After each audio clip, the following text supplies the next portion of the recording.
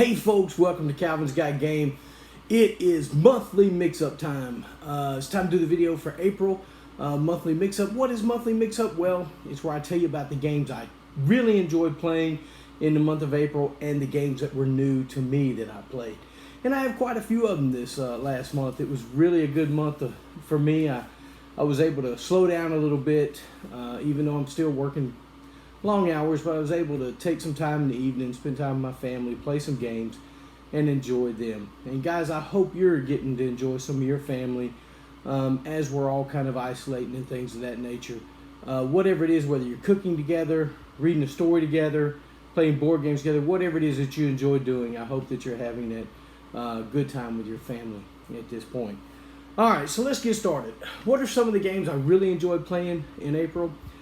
Well, the first one is Scavenger Hunt. Scavenger Hunt is an older game by Milton Bradley. It's a roll and move game for 2 to 4 players. It takes about 60 minutes to play. Everybody's trying to find the same things, but in their own color. You know, you have a hubcap or some weird things like that you got to go find, and they're in the attic or the garage or the bedroom or closet. And the first person that collects all that stuff wins. And it's just pretty funny. It's a good little game. It uses cards to move around with as well through the house, and so it's a little bit different, but it is an older game. And then Run, Fight, or Die. Run, Fight, or Die is one of my favorites by 8th Summit. It's 1 to 4 players, takes about 40 minutes to play. This is a zombie game, and boy, do they keep coming. Yeah, everybody has their own board with a level 1, 2, and 3, and they just keep coming. The closer they get to you, the more it's just crazy. It gets overwhelming at times. I always seem to lose this game because I can't fight them off fast enough. And then it was the Big Book of Madness. Big Book of Madness is by Yellow Games. It's 2 to 5 players, takes about 60 to 90 minutes to play. You are these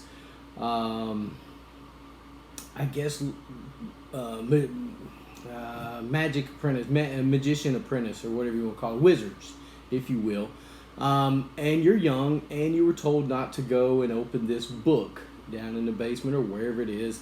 And of course, they go open the book, and all these bad things are happening, and you're trying to mitigate them by casting what spells you do know and trying to get bigger and better spells, trying to learn those as you go. This, I think, was on my Hard Cooperative Games video. If you'd like to check that out, go ahead and do that. But the Big Book of Madness, 2 to 5 players by Yellow, 60 to 90 minutes to play.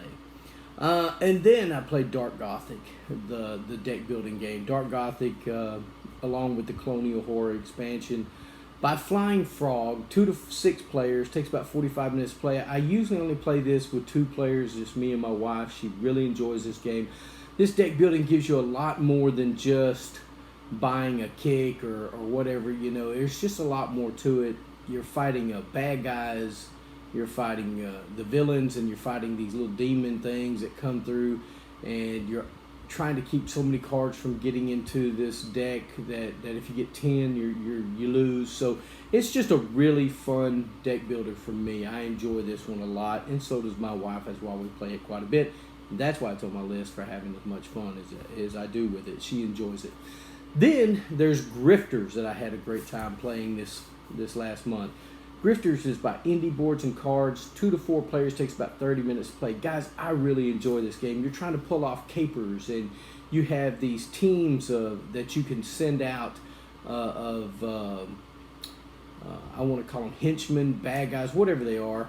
But you send a crew out to go do a job, and it's basically set collection, getting those jobs, but each crew member has a special ability on the bottom, and if you play them singular as one person going out that night to do something, you can do what it says on the text. But if you send them out as a group, you only get to buy whatever it is that you're collecting that group to do.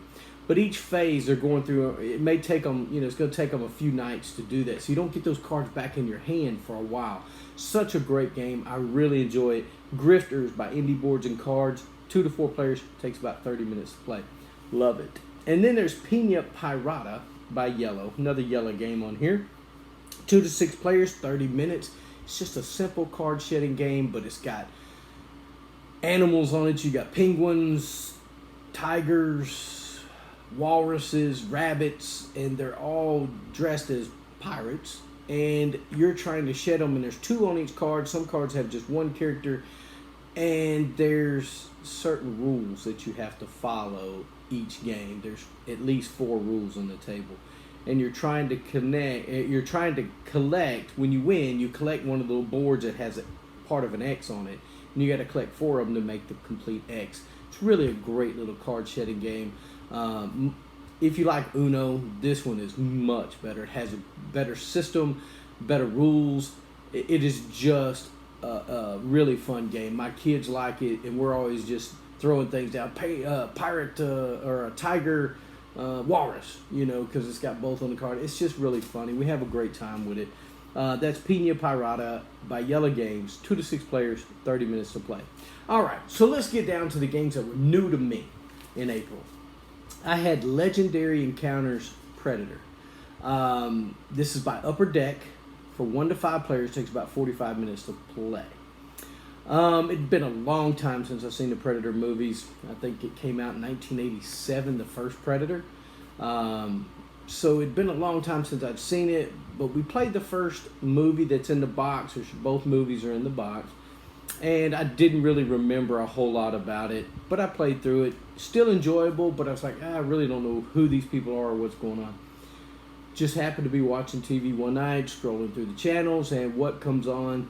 Predator on one of the movie channels. And I said, I'm going to watch it. So I watched it. Now I understand the game a little bit better. I understand the movie. But you can play it without watching the movie. But for me, it put a little more thematic sense to it.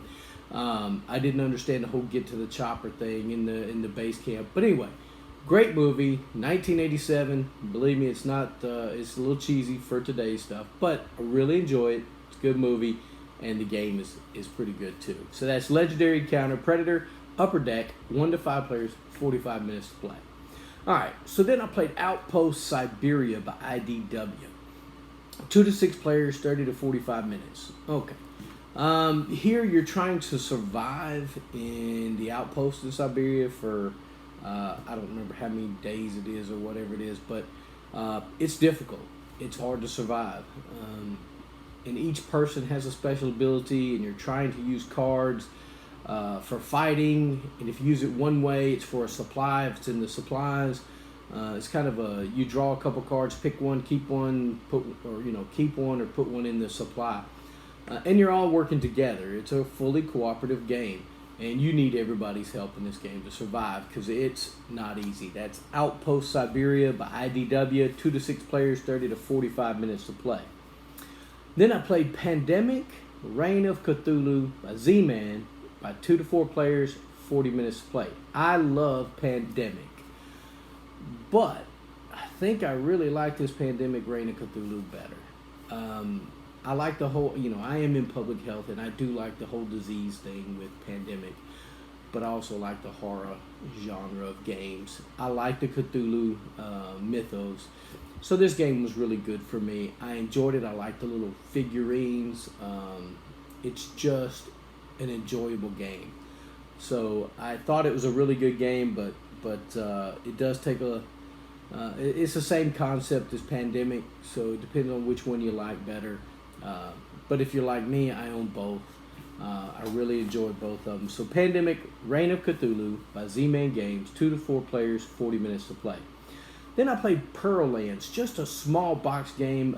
It's by Rolly Games, 2 to 4 players, 30 to 90 minutes. In this game, you're getting resources. Everybody gets a resource card, and you collect those resources each turn, and you're trying to buy 3, I don't know if it's planets or something, but you can buy spaceships to fight other people. You can buy stuff for defense. There's a cargo ship. You can do all these things, but it's a small little game. And all you have to do is buy 3 planets, moons, whatever they are, and the game goes one more turn. Everybody gets to take it the last turn, and whoever has the most points at the end wins. Has these nice little jewels, and there's, the cards are nice. It's a really nice little game. Pearl Lands. It's a resource allocation, trying to get these planets. It's a really fun game. I enjoyed it a lot. So it's Pearl Ends by Rolly Games, 2 to 4 players, 30 to 90 minutes to play. Then I play Villages of Valaria. It's by Daily Magic Games, 1 to 5 players, 30 to 60 minutes to play. Villages of Valaria, I didn't think I was going to enjoy this game. I got it in a trade, and I'm like, yeah, I'll take it for whatever. And I put it on the table, and I played it, and man, it's also a resource, and I'm not a big fan of those type of games, resource management a lot. But I found Villages of Valaria to be really an enjoyable game. The artwork is great. The little components are nice. You have all these different little components. And there's and what I really like about it is like in Puerto Rico, everybody gets to do the turn that you choose, just not as good as what you get. And this is what Villages of Valaria does. You choose something, but everybody else gets to follow you if they want to, but they may not get as good a reward as you got for choosing that. I really enjoyed that in Villages of Valaria. It's by Daily Magic Games, 1 to 5 players, 30 to 60 minutes to play. Then Call to Adventure by Brotherwise Games, 1 to 4 players, 30 to 60 minutes. I had this one on my shelf for quite a while and haven't got it to the table yet. I finally got it to the table in April. You're building a story. And so you have Act 1, Act 2, and Act 3, and you're building a story. You can't buy cards from Act 2 until you have 3 cards from Act 1, and so on, until the first person goes to that level. There's ways to get victory points. They have a hidden role that your third act is kind of like what you're really trying to go for. At the end of the game, you're trying to make sure you got so many of this or that so you can score extra victory points. I think that's a cool mechanism. The way it tells a story is pretty cool. You're picking cards that build your story, and you're trying to get those cards. And they have these instead of dice, they have these rune stones, and they're flat and they're two-sided, and you toss them.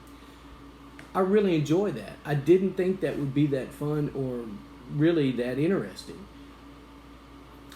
But it's pretty cool. And you can get the dark stones as well, and you're trying to figure out how much corruption you want, or do you want to be more honorable. Call to Adventure, what a great game. Brotherwise Games, 1 to 4 players, 30 to 60 minutes to play. And then I played UFO Hunter.